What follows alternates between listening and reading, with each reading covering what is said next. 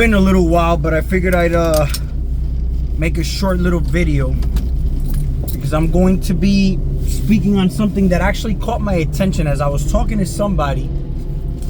They were talking about how when you die, the key is to not go toward the light, okay? And when we start to talk about life after death and whatnot, I mean, here, you're supposed to not go toward the light, but actually be the light, right? When you're looking for light outside, you're constantly looking for information outside of you. And right now, if, let's say we were talking about death, which is basically the unknown to everybody, right? What is the difference in that state? In that state, is it something that's different than what you're experiencing here? You are a light being, right? We turn to each other for light, but we're only guides, all right? We're only guides, and we have to look at this from a perspective of them being mirrors of us, not them being the answer. You are the answer. They're just a guide for you to actually get an answer to what you need. Now, here's the interesting thing over here. When you're, let's say, sick and you meet a healer, the healer gives you the tools for you to actually heal yourself. He's not healing you because it is up to you to actually put faith in the protocols that reflection of you is actually giving you. And when you look at it from this perspective, you have the power still in your hands. So the whole healing aspect, your body is the body of Christ. And what was Christ? Christ was a healer.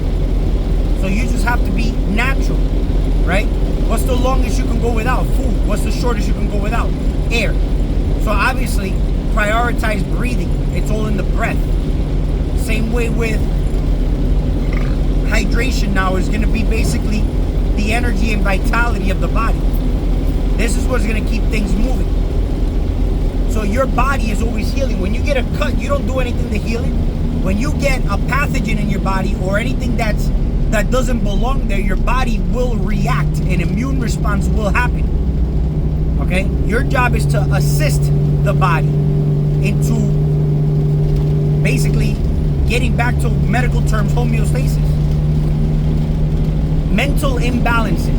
When we talk about mental imbalances, what even is that? I want to make a separate video on that. Because we have mental imbalances that can lead to delusion, insanity, but it can also lead as far as to even homosexuality. And that would be mental disorders. And if you look at the mental state is the authority. The mind is all, the universe is mental. We can call this God, right? The operator would be the emotions, the soul aspect of things. And then the destroyer would be your human body. Now, I just told you the human body was the body of Christ. But if you look at the destroyer, you can look at destroyer from two different perspectives. Just like I told you, when something doesn't belong in your body, the body will look to eliminate it, delete it, destroy it, building a defense toward it so it no longer gets in the way. So what happens? What didn't kill you made you stronger. You notice how every struggles and all the stuff here in life that you go through, trials and tribulations, they actually feel hellish, but they make you stronger, right? When you go to the gym, you experience pain, but it makes you stronger. When you get sick, you experience discomforts and pains, but it makes you stronger. When you experience heartbreaks, things like that, they make you stronger. You learn from these lessons. Everything here in life may seem like shit, but it's making you stronger. All right, but the key is to have faith in yourself and maintain your frame. Stay self-centered. That sounds like somebody saying be selfish, right? But in other words, when you're self-centered or selfish, then you're efficiently there for others. There's a lot of people who want to help the world, but they really can't help themselves. And that's a problem because you're just trying to give light where you don't really have it within yourself first. It's like somebody saying, how could you love others if you don't love yourself first?